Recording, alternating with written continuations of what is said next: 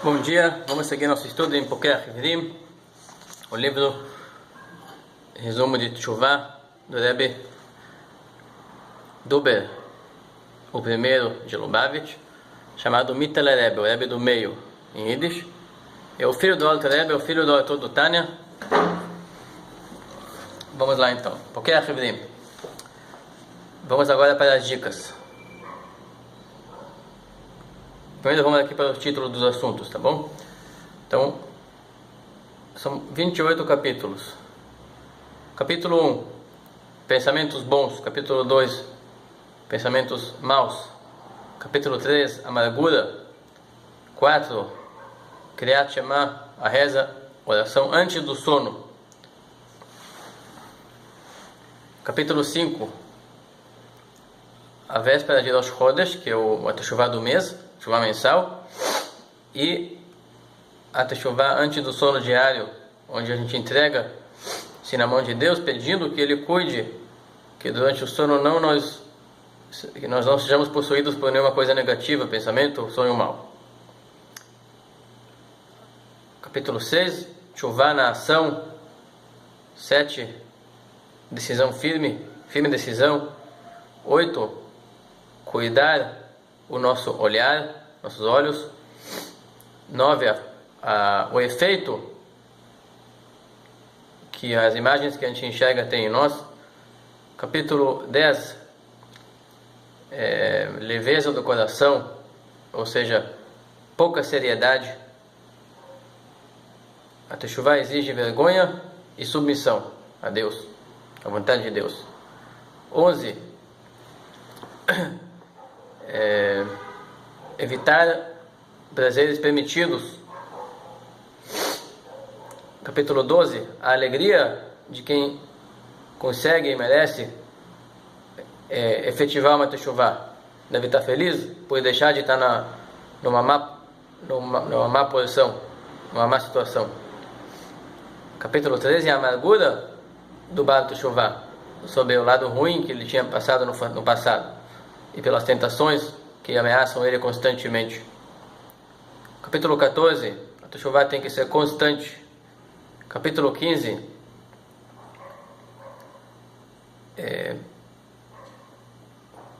os pecados e os defeitos que eles fazem na alma equivalem à morte. A Teshuvah equivale à ressurreição dos mortos.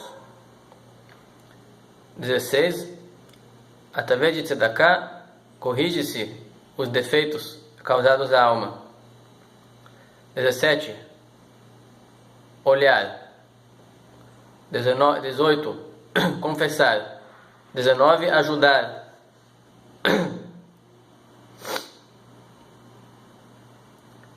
20, Teshuvah iludida. Quer dizer, a pessoa se iludir que fez Teshuvah verdadeira e na verdade não fez. 21, sinais da Teshuvah verdadeira. 22, memorizar os pecados. 23, falar salmos. 24, como deve ser feita a reza da pessoa que está se reparando de um pecado. 25, como deve ser o estudo do retornante. O 26, a alimentação do retornante. 27, a bebida, a ingestão de bebidas pelo retornante. 28, como deve ser feito o sono do Baal Teshuvah. Você pode ver que aqui o livro envolve todos os aspectos práticos que o Baal Teshuvah tem que prestar atenção e se cuidar deles.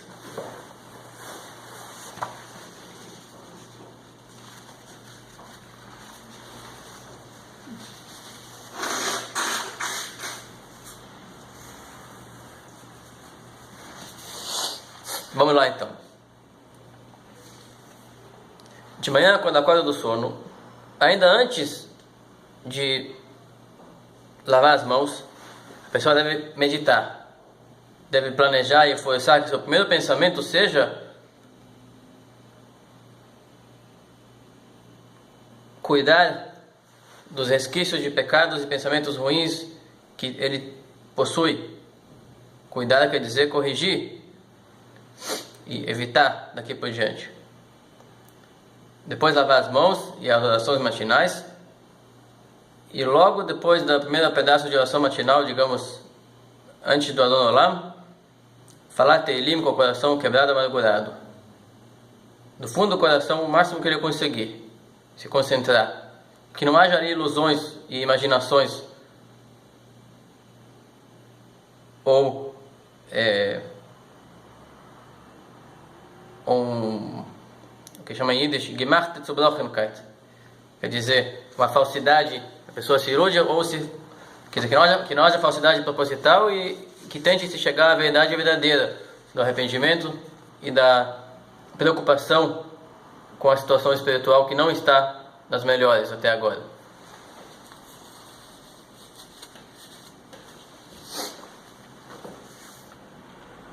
Resumo, o primeiro pensamento do dia será o fundamento do comportamento do dia todo, pelo bem e pelo mal.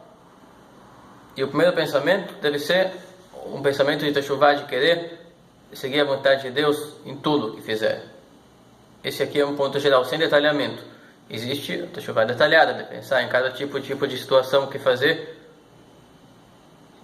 e também efetivar esse pensamento. Realmente se conter de coisas ruins e se esforçar nas coisas boas e não negligenciar. Capítulo 2.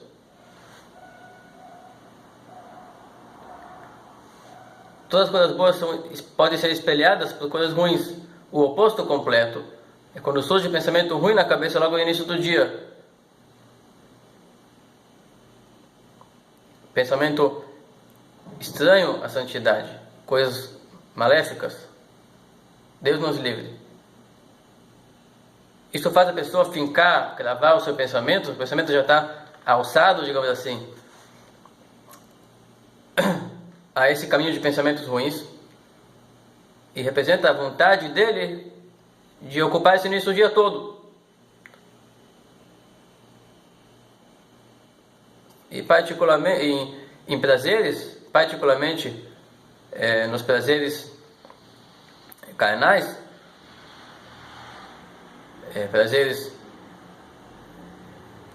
das ilicitudes sexuais, que é o desejo mais forte, que mais vicia a pessoa. E se o dia começa com isso, vai ser muito difícil passar o dia todo sem pecar. Porque naquele momento a pessoa tem acesso ao fundo do coração, ao seu começo do dia, a base, o que ele realmente quer fazer hoje. E se ele acorda já pensando em prazeres, prazeres mais animalescos, isso representa a vontade dele para o dia, a mais profunda vontade que pode acontecer o dia todo, evoluir pensamentos ruins nele. Que a construção das obras do dia são fundamentadas em cima do pilar fundamental, da base, que é o primeiro pensamento, que a pessoa pode controlar. Quer dizer, quando você dorme, você não tem controle sobre si. Mas logo que você acorda, é um novo trabalho, um novo serviço a Deus, com o livre-arbítrio. Você tem a escolha o que pensar. Você pode deixar de pensar coisas ruins e deixar de pensar em prazeres do corpo e pensar pela tua missão do mundo, motivo da tua vida, motivo da tua existência. Então, se aconteceu já, e o primeiro pensamento que surgiu fugiu do controle e foi ruim, o conselho é arrancar essa pedra fundamental, se amargurar muito e falar o Salmo 51, que o Salmo 51 é um grande reparo, mesmo para pecados mais graves, que nem adultério e semelhante. Então, qualquer pensamento que a pessoa teve ruim, ele pode arrancar se ele falar o Salmo 51 com total concentração verdadeira, sem ilusões e sem showzinho, né? Sem ilusões propositais e sem ilusões não propositais também. Aí ele consegue arrancar aquele pensamento e refazer uma vontade fundamental de servir a Deus, de ter prazeres só com coisas sagradas durante o dia. Prazeres com obras eternas, na verdade. Uma coisa que Deus valoriza fica eterna. Resumo: um primeiro pensamento negativo coloca a pessoa na profundeza do mal. E o conselho disso é falar salmos com o coração aquebrantado. Capítulo 3.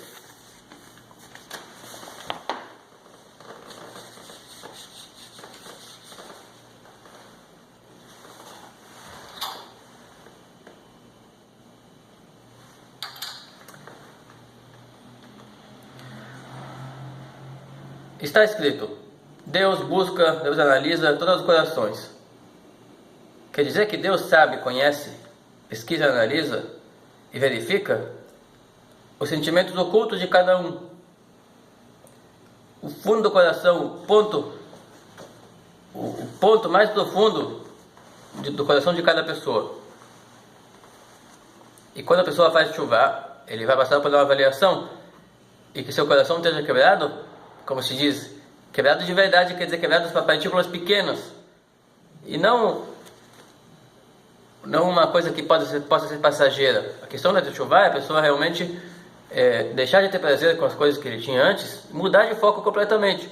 E Deus vai avaliar isso aqui seriamente, ver se ele realmente está desgostoso das coisas que antes ele gostava e decidido daqui por diante a gostar de outras coisas, das coisas sagradas, daquilo que Deus quer, daquilo que Deus criou ele para fazer e para pensar.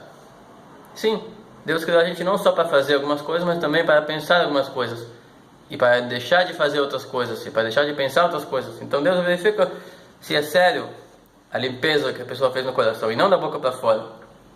Como está escrito, o Eterno está próximo daqueles que têm o coração quebrado. Quer dizer, todo aquele que se amargura no seu coração em profundeza após profundeza, quer dizer, se amargurar mais e mais,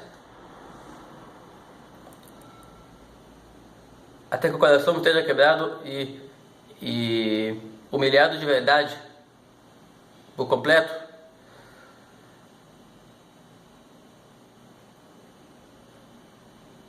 Mudar de rumo perante Deus, sobre todos os pecados adquiridos pela nossa infantilidade, em qualquer idade que nós tínhamos passado, mesmo quando éramos pequenos, ou quando éramos infantis na adolescência, e também quando agimos como crianças incapazes de se conter na idade mais avançada.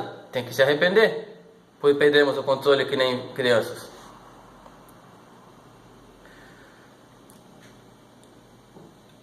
Esse arrependimento tem que existir para que a alma decaída possa se erguer e não seja desperdiçada, que não seja arrancada de sua raiz. Deus nos livre.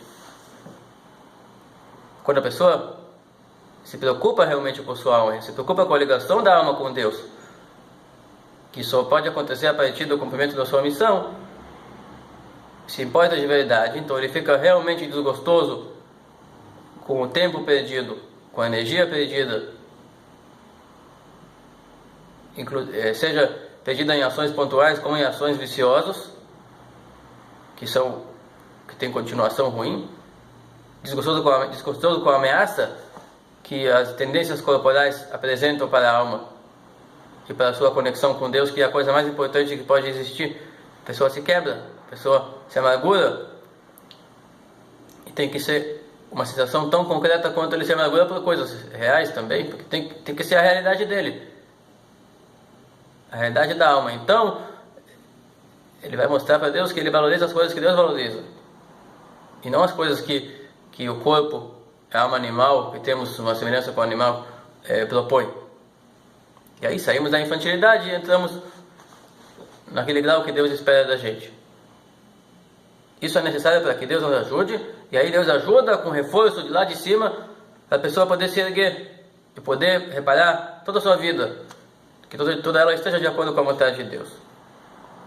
Quer dizer que Deus dá para a pessoa luz, visão, entendimento que vai vir na sua mente, e força na sua vontade, no seu foco,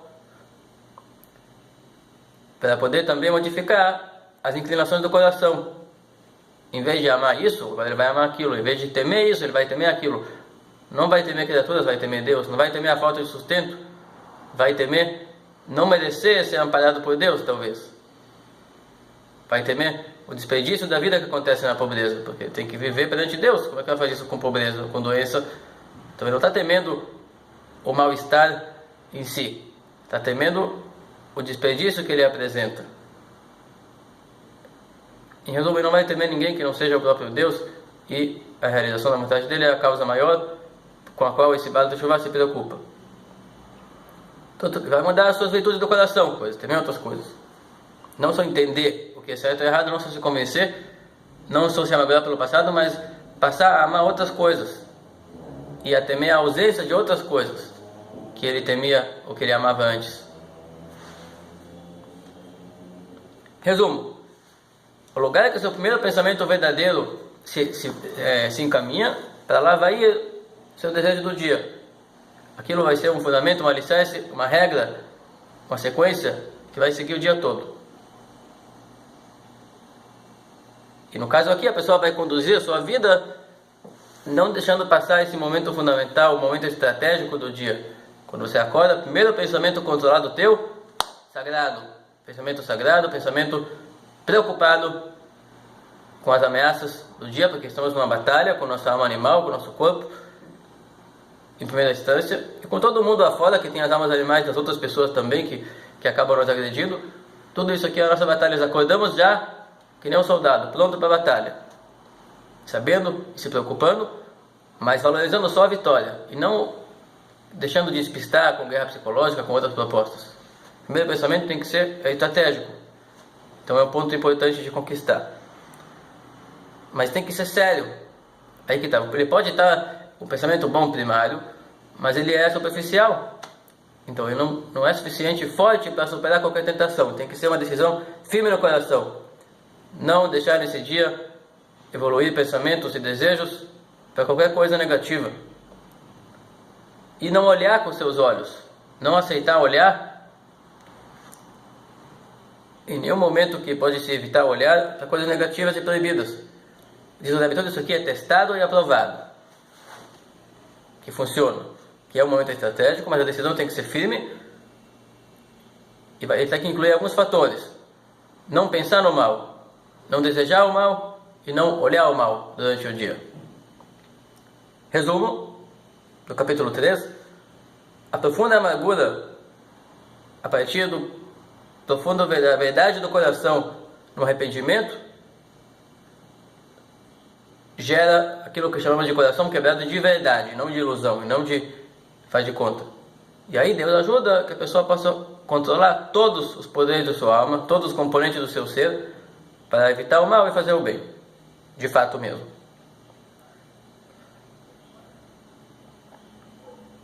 Vamos dividir agora para fazer o próximo vídeo agora então.